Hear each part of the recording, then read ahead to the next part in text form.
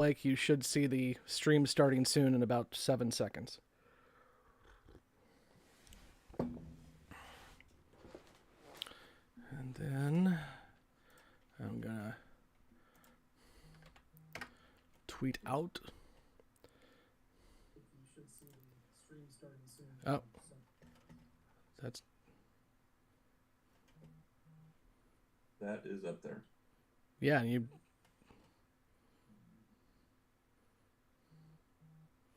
Okay.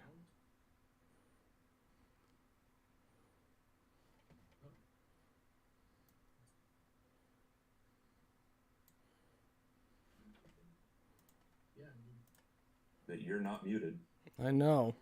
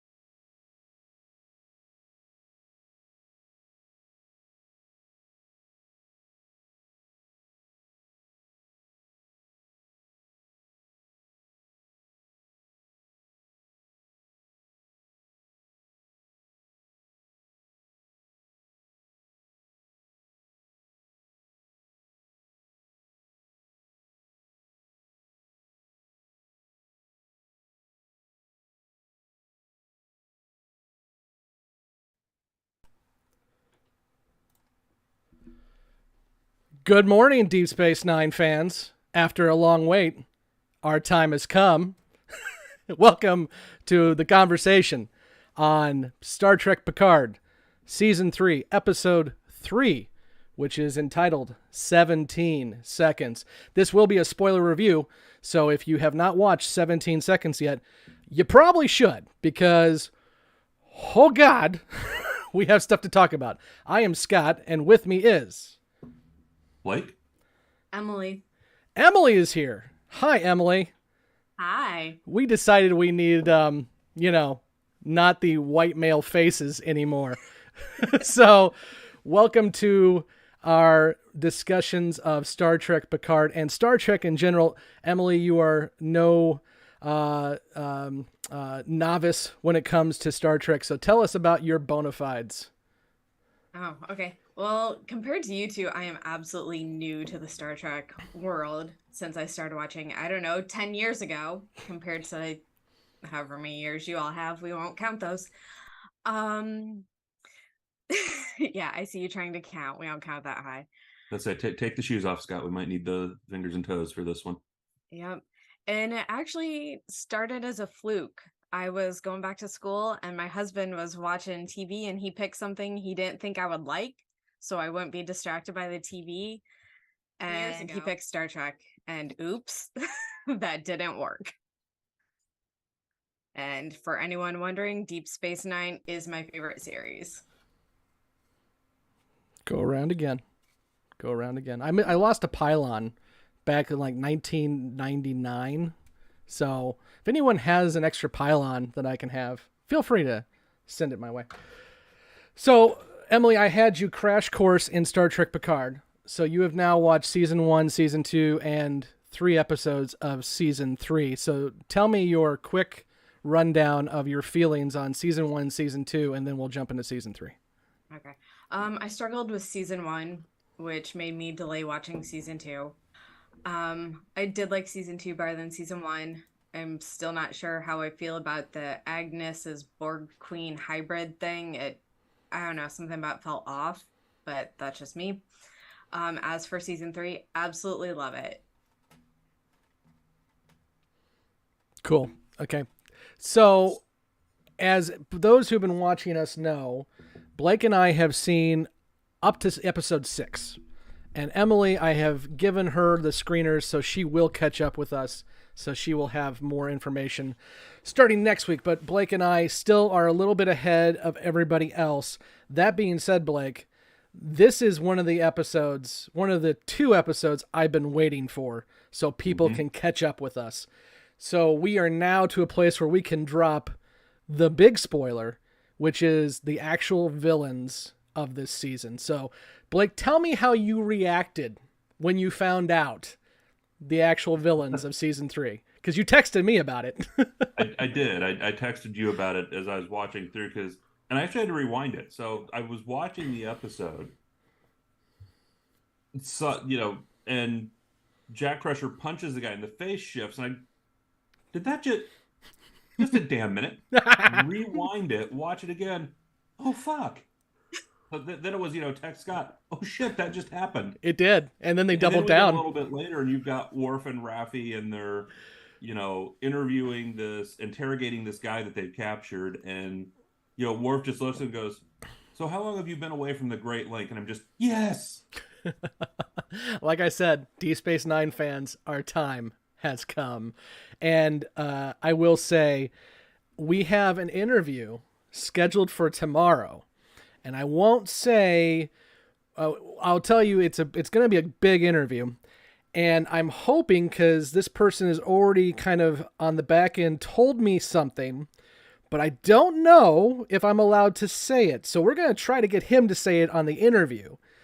And you'll all get it when he says it, if he says it. Now, he may play dumb, but all I'm going to say is he told me something this morning as I was chatting with him about the interview we're going to do tomorrow. And I pulled this out for a reason. And we'll leave it at that. So, Emily, let's talk to you too as well. What is your thoughts on the villain? Because I didn't tell you who the villains of the season were. I wanted you to see it for yourself. So tell me what happened for you. So when I was watching, what was it, episode 2, and Dr. Crusher, killed the alien and there was the ash, I'm like, wait a minute, that's familiar, but the coloring felt wrong. I was like, I'm not sure. But then in episode 3, when Jack punched the guy and his face shifted, I was like, oh, it is the changelings, they're back. And when Worf hinted at still communicating with Odo and still having that connection, I was just like, oh yes. I was actually super excited.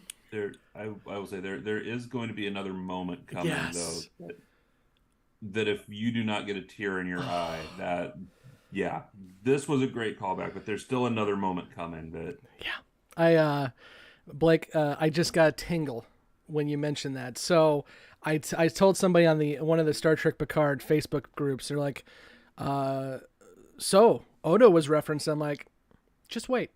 That's all I gotta say. But yeah, I think, Emily, you've already said DS9 is your favorite Trek. DS9, hands down, is my favorite Trek as well. I grew up watching TNG.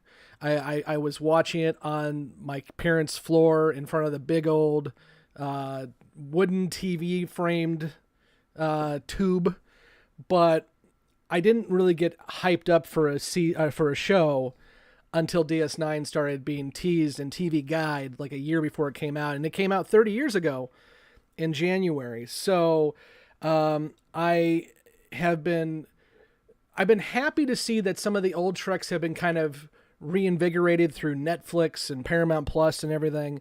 And there's been like a resurgence, but there's been a resurgence more so, I think, that I've seen of Voyager and Enterprise, which is fine.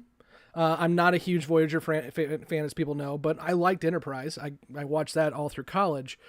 But D Space Nine, I don't think has gotten the love as it should, because it was a defining moment for the franchise and well ahead of its time. So now that it's actually getting its due, both it was in Star Trek Lower Decks and had a really good episode there with Nana Visitor and oh my goodness, I'm blanking on his name. Quark. Armin Shimmerman. That's it. And now with this, and again, we're not done with the DS9 references. We can pretty much assume that now that we've seen this. So I would disagree with you a bit there, Scott. I actually think DS9 has had that bit of resurgence with fans and with new audiences. Oh, yeah. I don't think it's ever found its place with fans of TNG that just refuse to give it a shot. Mm-hmm. But I do think it has found a resurgence with new audiences, especially if you watch the What We Left Behind. Yes, which is free on YouTube, by the way. Yeah, check that out. And it definitely has found a resurgence in a home with fans now, which is why I think we see it creeping into the mainstream shows again with Lower Decks and now with Picard. And that was actually what I was really referring to, Blake. I agree with you on that. The fans have definitely kind of started latching on, and I'm hopeful after learning about Changelings that people are going to have to go back and watch. And also the Dominion War got dropped this episode. But what I really was meaning too was just the continuing franchises have not gone out of their way to reference it. I mean, Discovery has Archer Base, and they actually played the Enterprise theme. And then obviously with Picard season 1 and 2, 7 has been a huge part of that, and season 3. So I think Voyager has gotten its due, and obviously Star Trek Prodigy has Janeway in it, even if, well, actually no, the real Janeway's in it now too. There's a hologram and the real Janeway. So I'm just, DS9 hasn't gotten the love that some of the other older Treks have gotten, is what I'm saying. Yeah, and I'm seeing a couple people in the chat saying Renee Auberjonois obviously has passed away, so we're not going to get Renee back. But I will say that I'm not even going to say it. I'm just going to say keep watching because I don't want to ruin anything. But yeah, and I will say, as Deep Space Nine is my favorite Trek, Renee Auberjonois, Odo, is one of my favorite characters in Trek. So the fact that he got referenced this week was just amazing. And he's an honorable man. And that's the best thing Worf could ever say about anybody. So let's dive into the episode, guys. And since I just mentioned Worf, let's do the, I guess, B plot first, which is Raffi and Worf and our changeling friend. So tell me what you guys feel about that episode. Or part of the episode. I was happy to see Worf. Like, I love Worf. I loved Worf more in Deep Space Nine than TNG. I think he got more to do. Yeah. I was so happy to see him back. And he's looking good. Let's be honest. He is looking really good. Michael Dorn does look pretty good. And they're a good combination for doing, like, a previous character with a new character. I feel like they're a good combination together. Well, and one thing, too, what I liked with this episode, when Worf first popped in, we've talked about some of the callbacks, and not just in the props or the settings, but even within the music. Mm-hmm. When Raffi wakes up and she goes and finds Worf and he's practicing with his sword, it's Berlioz. It's the same song that was in First Contact when Riker walked into the ready room and Picard was stewing about being sidelined from the Borg in First Contact. Don't you mean Bizet? No, Berlioz. But, exact same song. So it's got these audio callbacks also. But I loved it because it definitely had Worf with that more sense of humor that they developed in DS9 for him. I love that whole introduction that he is the son of Moog, House of Martok, son of Sergei, House of Roshenko, Bane to Diras, Family Slayer, I made chamomile tea. Sugar? Slayer of Gowron. Again, another DS9 reference. The Slayer of Gowron. Oh. If we can get J.G. Hertzler in here and do a Martok, because Martok should still be the Emperor right now. Chancellor. What was that? Chancellor. I mean, Emperor, Chancellor, same thing. Yeah. The guy in charge of the Klingons should be still Martok. Now, in the books, he is assassinated and blah, blah, blah, blah, blah. But the books don't count anymore. So I want to see me some Martok love. But yeah, for me, I agree with both of you. Michael Dorn, he is the person who's been in the most Trek. Okay, I think actually Jonathan Frakes has the record for being in the most types of Trek because he was in Enterprise and Voyager and Deep Space Nine and so forth and so on and Lower Decks. But Dorn has the most episodes and movies under his belt, so he knows this character well, and we know this character well. And I agree with you, Emily. I think Worf got so much more to do in DS9 than he ever did in TNG because, let's be honest, he was brought on to DS9 to save the show. The show was floundering. The ratings were not where it should have been. And so the studio decided to shake things up and said, we need a legacy character to come in here.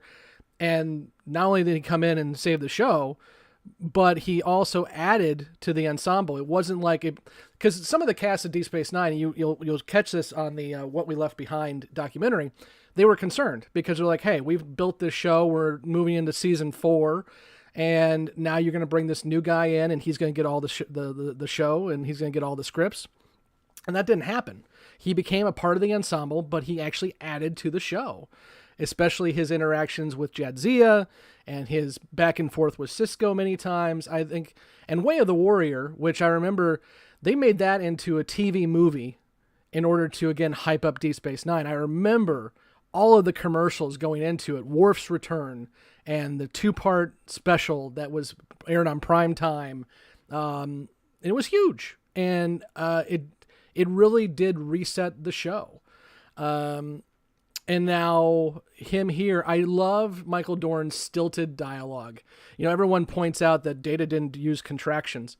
Worf didn't either. So every time he's like talking to Raffi and doing his stilted, you know, perfect English, it's so Worf. I love it. And of course, go ahead. I liked their interaction in the street when they were chasing the guy and she was like, and she commented on his outfit, and he was like, "This is Klingon casual." Yeah. Like they were talking about casual, and I was just like, "That feels so nice to have that back." Beheadings are on Wednesdays. Yes, classic. I think you hit on it, Emily, with the contrasting of the characters with, you know, new characters and old ones, but particularly these two with their personalities, with the way they're written. These two are a pair of opposites that truly work very well together, with Raffi and with Worf.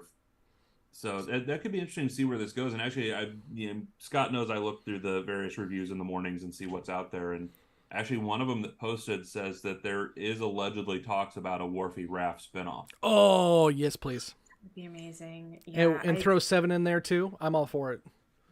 And I think they have other plans there, actually. I wouldn't doubt it. And I liked how, even as he was kind of criticizing her for not disengaging, at the end he was like, "You are a warrior," which, you know, coming from him is incredibly high praise. So yeah, I mean, and it tells a lot about how Worf feels about Raffi, because he told her to disengage, but he also knew she wouldn't. He flat out knew she was going to go in there guns blazing, so he backed her up. So this is where we get the real confirmation. Of course, on the A plot, we do have a changeling as well. But this is where we get the full confirmation of what's going on.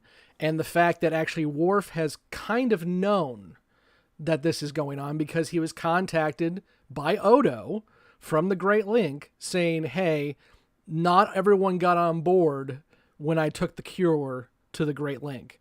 And we also get on the A plot that there are many changelings, because every time that the Crushers show up at a place, somebody's there to try to take out Jack or to capture Jack. So, go ahead. Okay. So at this point, there's a lot more we could be talking about, which we'll talk about as we get deeper into the season. But I think it's very interesting that we have, what I'm getting at here is a lot of the fan theories have been that Vadic is the daughter of Celia, or the granddaughter of Celia. Vadic is related to Khan in some way, and so forth and so on. So the fact that they went this route, I think not only is smart, and I'm happy about it, but also it's the path less traveled. They could have easily done another Wrath of Khan. They could have easily said that she is somebody who is pissed at Picard because of X, Y, and Z, but they went somewhere else with it, and I'm really excited about that. So anything else you guys want to add about the Worf, Raffi, changeling piece before we jump over to the A-plot?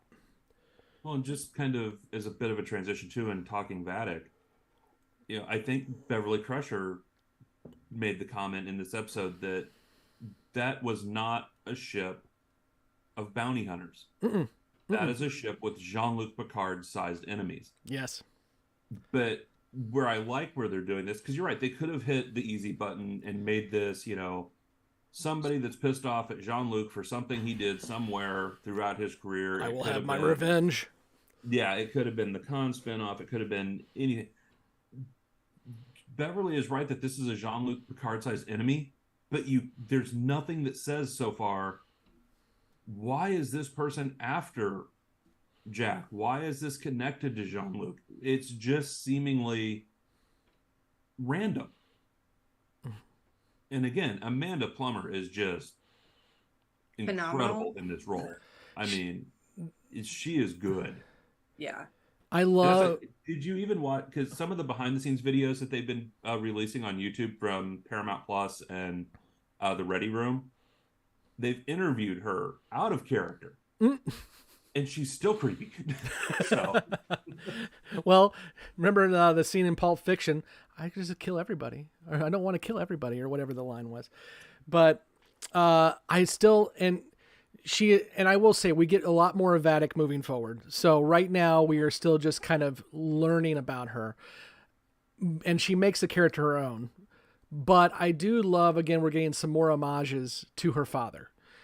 In the fact that this is the episode where we get her spinning in her chair a little bit, and she is definitely loving to chew the scenery, just like Christopher Plummer did with General Chang. And it's just fun as hell to watch. And yeah, it's so let's move on, since we've started talking about Vadic. Let's talk about the A plot, and that is over at the Titan, where our heroes have dove into the nebula, hoping to hide from the Shrike, only to find out that the Shrike is following them and knows exactly where they are. So let's talk a little bit about that. And of course, the first big scene we have on the Titan is the confrontation that was foreshadowed in episode 2 between Beverly and Jean-Luc about Jack. I actually liked how they went with it. And earlier when first or second episode, when Picard was talking about he hadn't spoken to her in 20 years and she had cut everyone off, I was like, that's odd. For such a tight-knit group, there would obviously be something big, for her to come off. And then she has a son. I'm like, and here we are. This is why. Because if she had kept in contact with any of them, they would have told him. And I understand his frustration in not being allowed the chance to try to be a father. And I also very much see her point in, if people were aware that he had a son, his son existed, he becomes a target, which makes me wonder if that's why he's actually a target now. Did someone figure it out? I haven't watched ahead, so you guys might know. We have a better idea than you do, but we still, again, we only got to episode 6, so there's still more for us to learn as well, too. Blake, what do you got? I think with that piece, too, is we talked about this a little bit last week. Star Trek Picard really became, and particularly in season 2, really became an exploration of Patrick Stewart as much as it did the exploration of the character of Jean-Luc Picard. And I think this is a continuation of that. You get into this part where part of this argument is Beverly mentions you were afraid you would be your own father. Mm-hmm. And you get that pushback about how dare you use that against me. And so I think it's still a continuation of that exploration of the issues that Patrick Stewart had with his own father, who, from his own commentary, was an alcoholic, was violent towards his mother, and had all of these issues. So I think this continues that exploration both of Patrick Stewart, but I think this does it in a better way, putting it back within what is more in line with Star Trek maybe than what season 1 and season 2 of the series were. Yeah, and I do love, though, in the exchange, they did explain why Picard's son seemingly has the same English accent, because the accent does not go just because you're born to an Englishman, but they did offer the explanation of, oh yeah, he went to school in London and it just sort of stuck around. It's better than the explanation they try to give for Picard's English accent in season 2. Oh, we moved to England, and there you go. And you mentioned Picard's dad in season 2. I just binge watched in about 3 days the 4 seasons of 12 Monkeys. And I didn't realize how many of those actors have been pulled over to Picard because of, I'm assuming, Terry Matalas. Because even though Terry Matalas was not the showrunner in season 2, he was actively a producer on it. And James Callis, who also plays Baltar on Battlestar Galactica, played the dad of Picard and also plays a significant character in 12 Monkeys that I won't refer to because it's a spoiler. But also we've now gotten Sneed was Time Jesus from 12 Monkeys.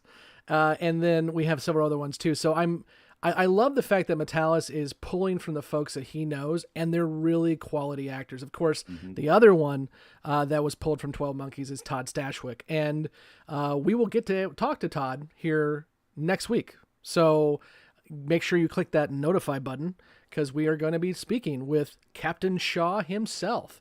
So I also want to kind of hit on Captain Shaw as we're talking about this plot. And then I want to also talk about Picard and Riker and their back and forth. But for Captain Shaw, a lot of people were dogging this guy from the beginning. And and Blake, we had this conversation last week. I don't disagree. Him dead naming Seven is completely and totally out of line.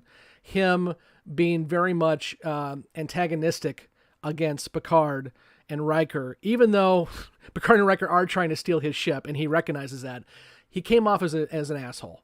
But as we see in this episode, and we saw at the end of episode 2, he is a good captain. He's just not the captain we're used to. He's the first guy to realize the Shrike is actually following them. Picard and Riker are like, yeah, they know where we are, and just leave it at that. Shaw's the guy who says, why? Why are they following us? And sends Jack to figure out why.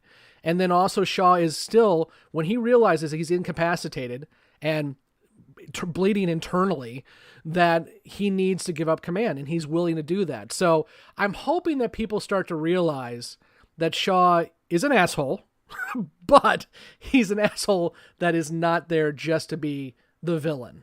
What do you guys think of Shaw so far? I'll go with Emily first because she hasn't gotten a chance to talk about him yet. Yeah, he's rough compared to the type of captains we're used to. Definitely feels much more abrasive. I mean, Sisko had his abrasive moments, but this feels like a whole different level. Very rigid, very rough.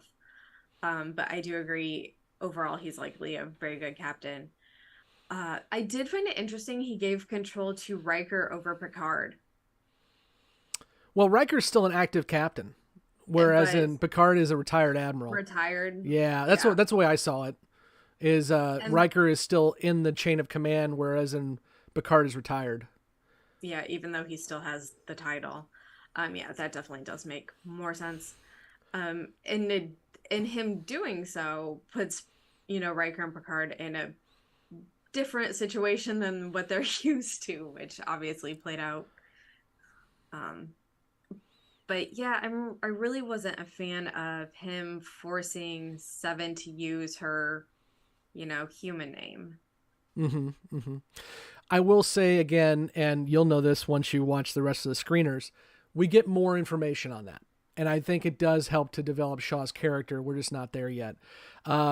David in the chat says he's a Jellicoe. And actually, David, I put out a meme on our Gray 17 Twitter, the picture of Jellicoe and Shaw. And I said, deep down, they're both right. And so I think I'm going to have to repost that now that people have seen more Shaw, because I'm hoping that people are coming around to him. And part of that too is, and I already alluded to, we're going to be talking to him, but Todd Stashwick plays an asshole so well.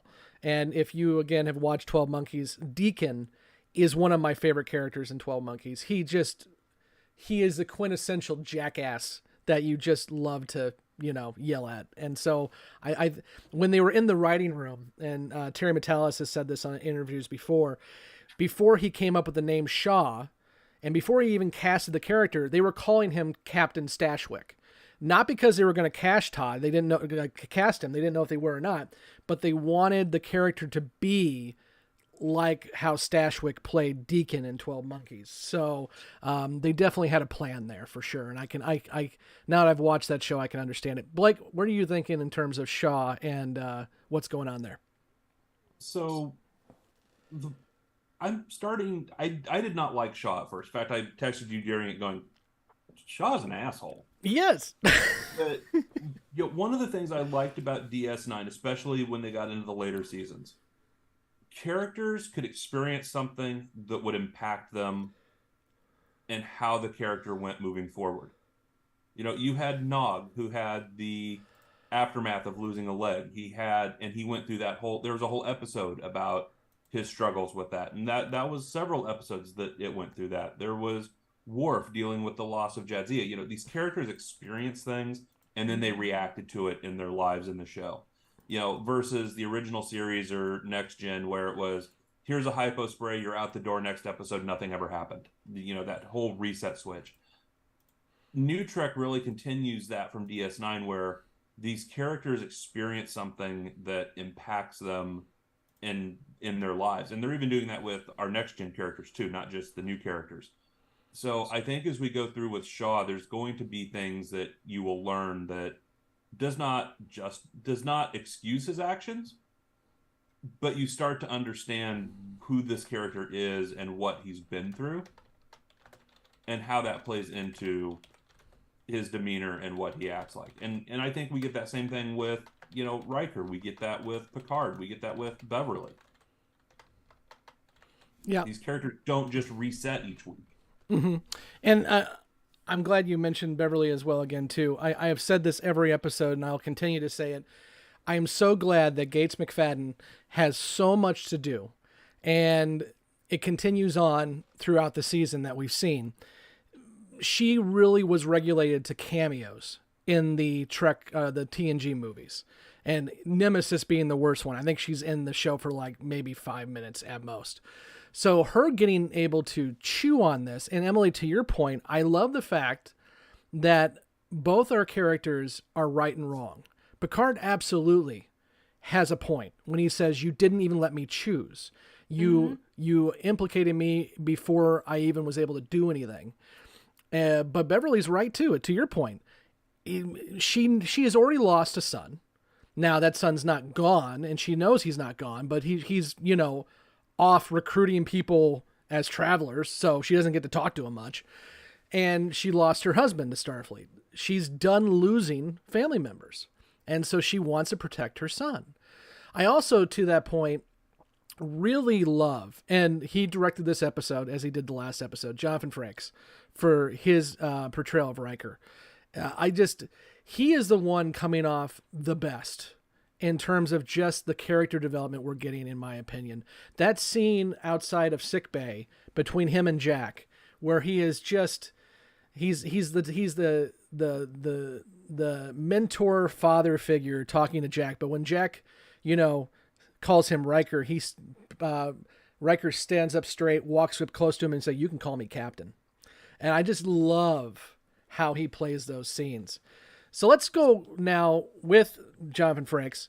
Let's talk about the back and forth we've seen the entire episode between Picard and Riker. Because moving into this, and Emily, I told you this on the side chat, is Terry Matalas had said that he pitched this to Picard as a Butch Cassidy and Sundance Kid story. Basically, Picard and Riker having one last adventure. So you get that in episode 1 and 2, but then episode 3, at the end of it, Riker throws Picard off the bridge. So let's talk a little bit about that. Yeah, there was definitely a lot of tension there. And I think it was nice to see Riker being a captain who isn't exactly like Picard. Because, in TNG, he was number 1 for all those years. And in TNG, he had the option to have his own ship. And during that series, he didn't take it. So for me, at least, it was nice to see him be a captain, but not try to be exactly like Picard, like to be himself as a captain. And yeah, that definitely created some conflict. Mm-hmm. Mm-hmm. Blake, what do you think? Yeah, I had some mixed thoughts on it. I really wasn't sure especially watching it through the first time with this attitude with Riker and where he was coming from with Picard. But again, it gets to that these two individuals are in very different places now than where they were 20 years ago. You know, they've had different experiences. Riker obviously lost a son that we learned about in season one, and now we're seeing the effects of that more on Riker, I think, and definitely making him a bit more cautious, whereas Jean-Luc has a bit more fight in him at this point still. So it's an interesting dynamic with those two. Not necessarily, I think, where a lot of fans would have seen Riker ending up. I think they're still expecting to see the captain and number one dynamic, and that's really flipped with this. And they're doing it well, though. I mean, let me qualify that. They are doing it well. I like the fact that they're both right and they're both wrong. This is not about one person, because the plot says so, is correct and has all the answers. They are having a debate, and usually this debate wouldn't happen on the bridge. But because Riker and Picard have such a long relationship together, and both of which they are such elevated people in Starfleet history and with their ranks, have a right to have these conversations, but you usually don't get that on the bridge. So Riker wants to be defensive. He wants to wait him out, and he wants to make sure that he protects the ship, because he knows, being a former captain of the Titan and not a Sovereign class and not a Galaxy class Enterprise, that the Titan has no chance against this ship.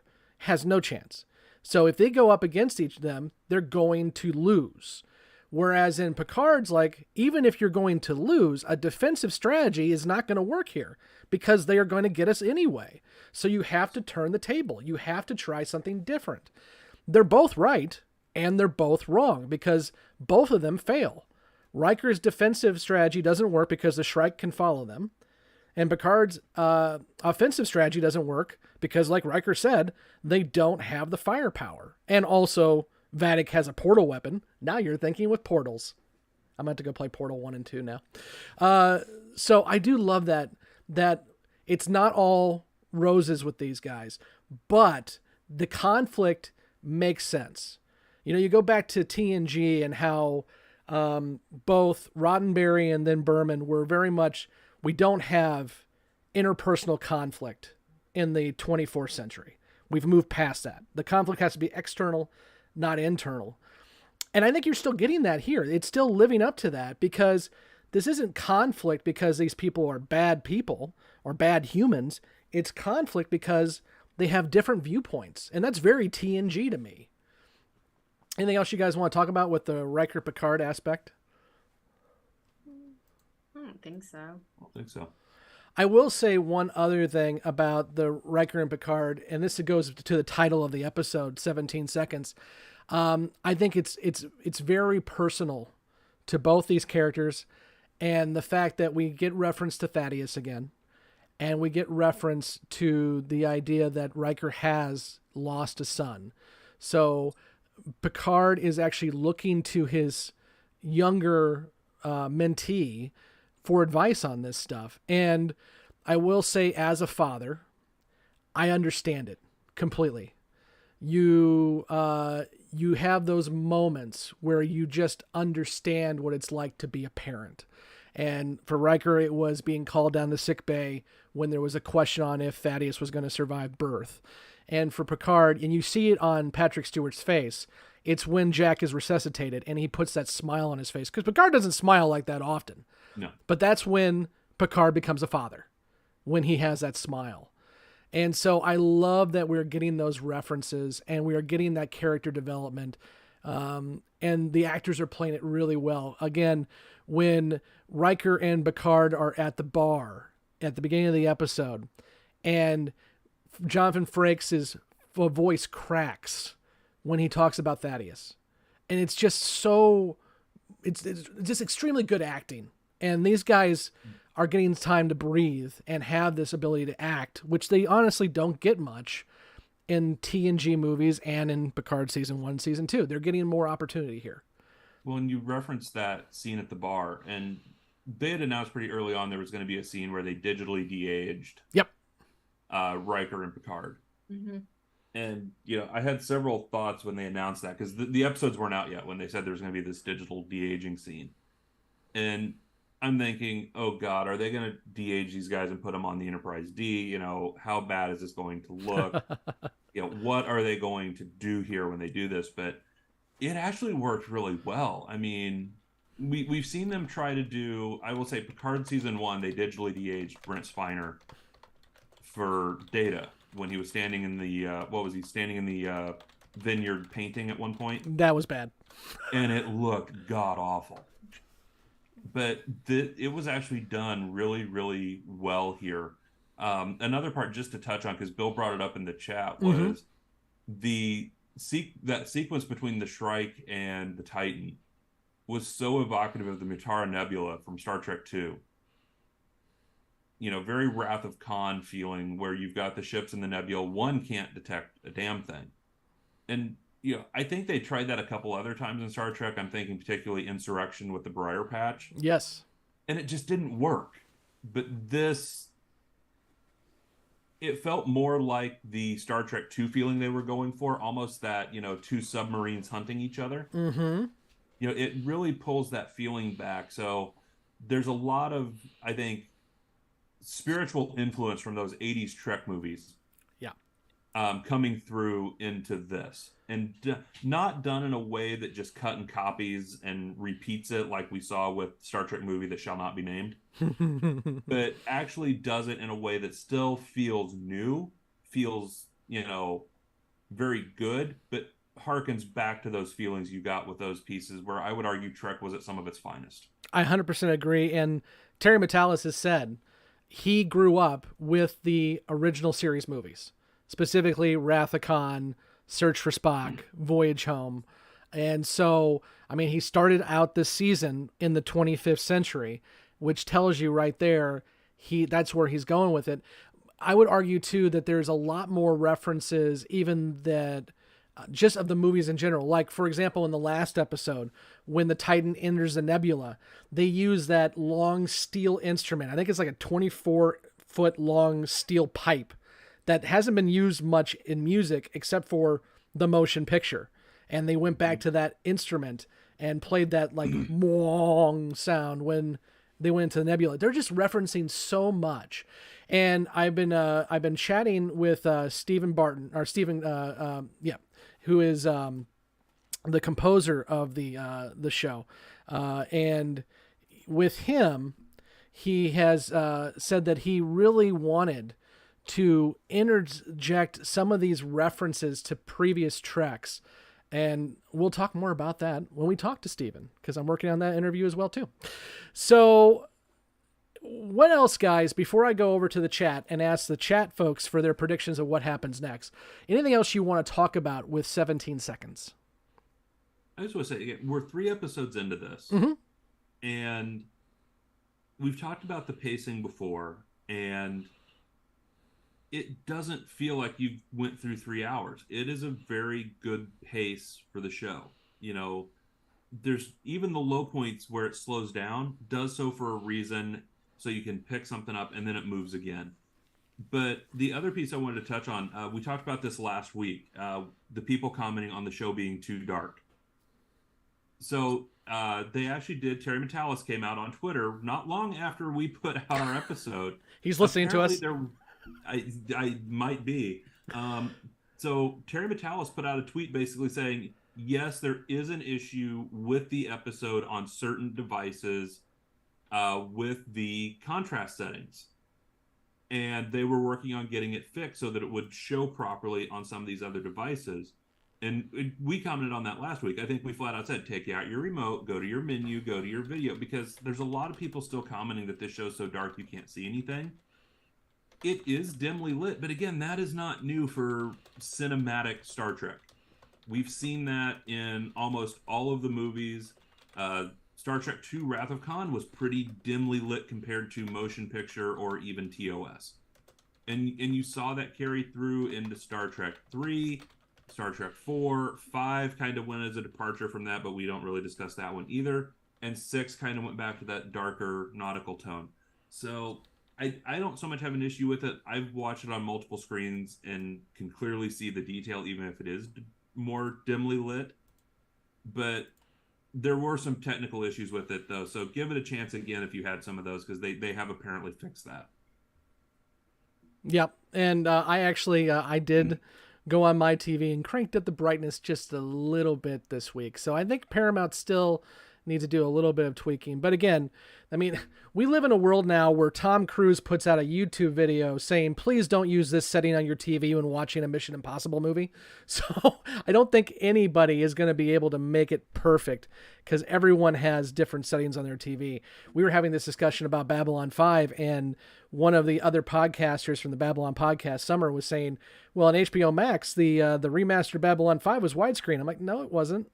It really wasn't. You had your TV stretched. So everyone has different settings, which becomes a bit of an issue. At least it's not Game of Thrones, where you can actually... Yeah. Because in Game of Thrones, you couldn't see yet. I've never seen it. Bad. Yeah, don't waste your time. So... Oh, go ahead. Did somebody else say something? I keep getting like little... I think it's my mic. So, Emily, is there anything else you want to add before we talk to the chat about their predictions? I just want to mention the interaction between LaForge and Seven. Yeah. I don't know. I just thought that was sweet, and something about reminded me of Geordi and Data. Yeah. Their friendship, and it's obviously not the same, but it was nice to have that feeling come back. I'm going to start calling you Pulaski since you called him Data, by the way. Yeah, I know. Which, by the way... forgive me, it's too many years reading scientific papers or something. There's 3 TNG cast members that we have not... Or there's 3 TNG cast members we haven't seen in this season yet, or that we know is coming. And that would be Dr. Pulaski, Denise Crosby, and Tasha Yar, who obviously is dead. And then the third one, Chief O'Brien. So I would like to see a Pulaski and Chief O'Brien in here somewhere. Oh my God. I would be terrified for O'Brien. Nothing good happens to that man. O'Brien must suffer. Colin Meaney just did a movie with Liam Neeson. It was in the theaters like last week. So Colin Meaney is absolutely still playing roles. So I'm hopeful. Let's go ahead and go over to the chat because we are live right now and look at some of the predictions. Because usually on our Babylon 5 podcast, I ask Emily and the rest of the newbies what their predictions are. We can't give our predictions because we know what happens next. At least Blake and I do, and Emily will soon. So let's go over to your guys' predictions. And let me see here. Bill, I don't think this is a prediction, but Bill was pointing out other fan theories that Vadic is related to Garrett, Rachel Garrett, and she is pissed because Rachel Garrett died with the Enterprise C. Vadic is Soren's daughter from Generations, and more fan theories like that. Again, I'm so glad we're not doing the revenge story in that case. I think that now we know with the Changelings, obviously the Changelings want revenge, but they're more, we want the Dominion to finally win the Alpha Quadrant. Even though Odo got the Founders to back down, we are still pissed off, and we still want to finish our mission, which is to bring the Dominion to the Alpha Quadrant. And I love that that is something that's just, it's not what you expected. I think the only fan theory that was close was a lot of people were saying it was the bugs from the conspiracy episode in season 1. Kind of the same idea. So I think that one was fairly close. Bill is asking, could Riker be a changeling, as he was kind of nasty to Picard and didn't want to fight the Shrike? What do you guys think about Riker being a changeling? No. Good talk. Yeah, I don't think so. No, yeah. I think it was just a difference of experience and personality. And you know, I go back to like Marvel is now doing Secret Invasion, and everyone's like, oh, this one's a Skrull, this one's a Skrull. I hate those stories because it kills all the character development we've had. I just was talking about how Jonathan Frakes is doing so much good work with Riker. If you turn out that Riker or any of our main casts are changelings, then that didn't count. And I don't want that. I'm okay with some other people being potentially changelings that we don't know about yet. I mean, they're all over the place. They're playing Rangers, and they're playing Klingons, and they're playing Starfleet officers. but I also like that our main characters are just growing and evolving, and I want to see more of that. I will say, now that we can say it's the Changelings, they play with this moving forward. And I won't go into spoiler territory on what you haven't seen yet because I'm not allowed to. But you will have moments where you're going to be like, is that person a changeling? Is it? I don't know. And the show will play on that fear and that question that you have. And so I'm looking forward to those experiences too. And Blake, you know exactly what I'm talking about. Let's see. Is there any other predictions in the chat? Okay, Bill says, I predict near the final episode, we might see the Defiant as we already saw it in the end credit L-Cars. Those L-Cars and other shows, I think Trek Culture has done the best so far. So if you go check out Trek Culture's episode on, I think they did on episode 2, in their cetacean observations. But there's a lot of stuff in those L-Cars. And there's some stuff that we really shouldn't talk about because there's spoilers in those L-Cars, and we'll leave it at that. Blake, is there anything you want to talk about with the L-Cars since those are brought up? I would just say, go watch Trek Cultures on that. They do a deep dive with cetacean observations and talk about all the little hidden pieces in there. But given what we've seen, I would not be surprised if that's echoing some things. A lot of, I think, yeah, I'm not even going to say it. I'm just going to say, keep watching. Let's see. Bill again says, apparently Tasha is supposed to appear in episode 5. Robert Meyer Burnett, who again has seen all 10 episodes, kind of hinted at that. And he says, well, to be clear, Robert said that there is a conversation with a character in episode 5. And Robert was surprised by the appearance of that character. Whoever it is may not turn out to be Tasha. Actually, all I'm going to say on this one, Scott, is that is the episode I texted you and went, oh, fuck me. And I replied, no. Yeah. Every episode moving forward is an impactful episode. I was really excited for all of you to see episode 3, because then we can talk the Changelings and we can talk about my favorite show. Episode 4, and Robert Meyer Burnett has said the same thing, is episode 4 has one of the most Star Trek moments. I mean, like pure Star Trek moments that you will ever see on New Trek.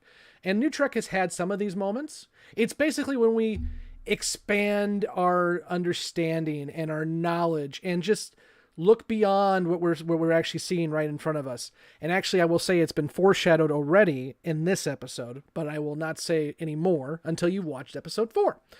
Episode 5, again, there is a very cool moment that made Blake, lose himself. And we will talk more about that when we get to episode 5. And then episode 6, which is the last one that we've seen, really starts hitting the gas and saying, here is what's happening. So every episode moving forward, I am so excited to talk to you all about once you get to see it. And then finally, you all catch up with us, and then Blake and I can get off this damn cliffhanger we've been on for over a month now, because I need to know what happens in episode 7. And we continue to hear from folks who have seen all 10 episodes that all of this is build up to episodes 9 and 10, which have been referred to by whomever has watched it. And I've watched a couple guys, and a lot of them are actually New Trek haters who got to see it because I think people at Play wanted the haters to actually come out and say it's good, and they have. And that is that episode 9 and 10 is truly the TNG movie we never got. So I'm excited to see all of that. That looks to be it in the chat, guys. Anything else you want to say before we wrap up this episode and then we come back next week to talk about the next episode of Picard? Nope. We're getting closer to that cliffhanger. I know. We have to wait a little bit longer. 4 more weeks. I know. Don't remind me.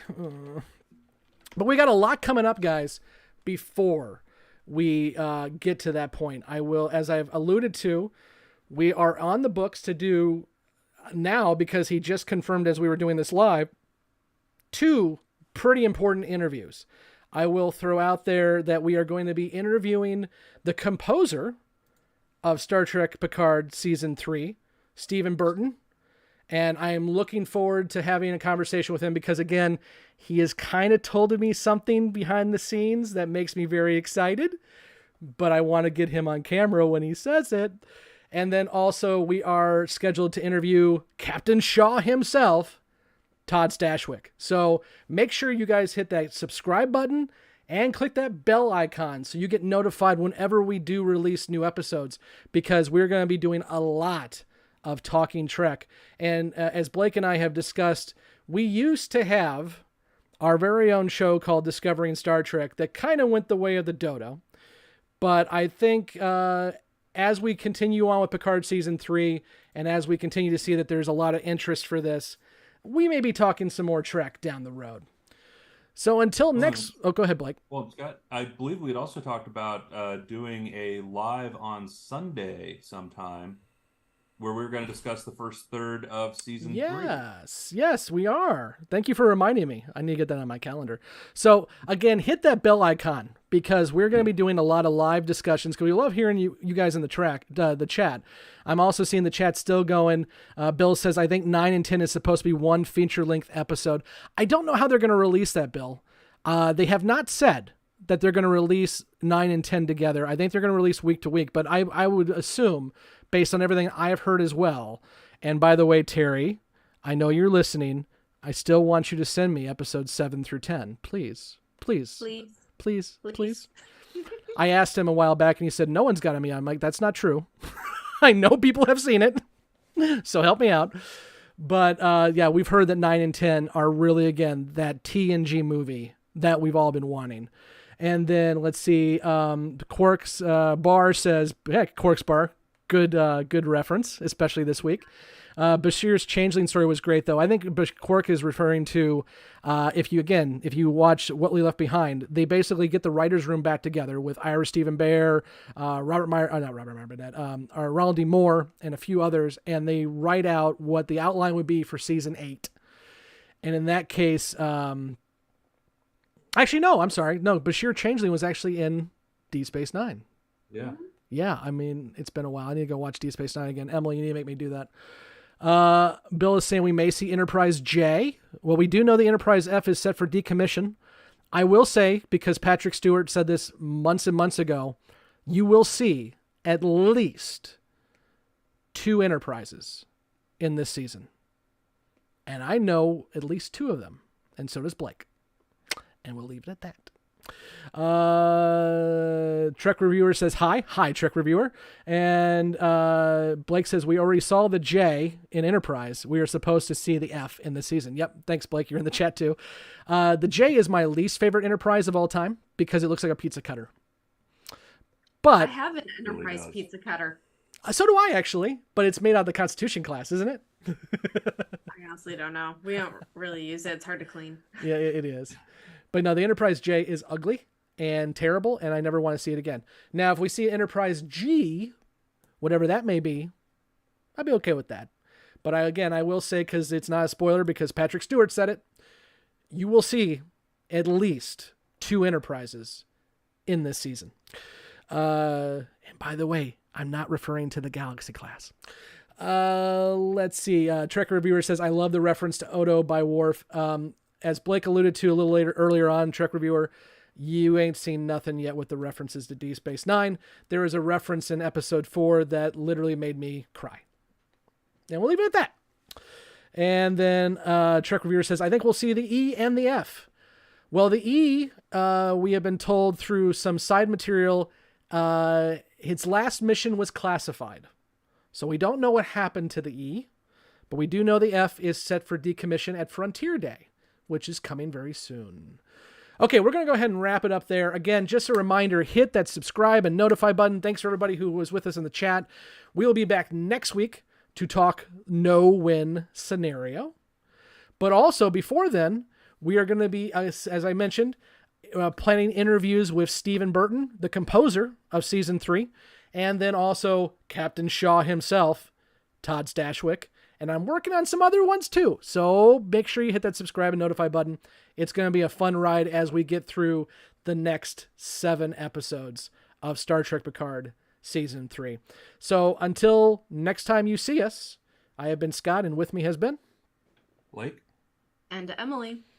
And we will both see you here as we talk Star Trek. But if you haven't found us until now, make sure you check out our Babylon 5 podcast, which is actually what we're really supposed to be doing, as we're watching every single episode of Babylon 5 with people who have watched it before, Blake and myself and others, and with some newbies who are watching for the first time and really questioning life choices because I won't let them binge ahead. And that would be Emily and others. Okay, folks, thanks everybody, and we will see you soon.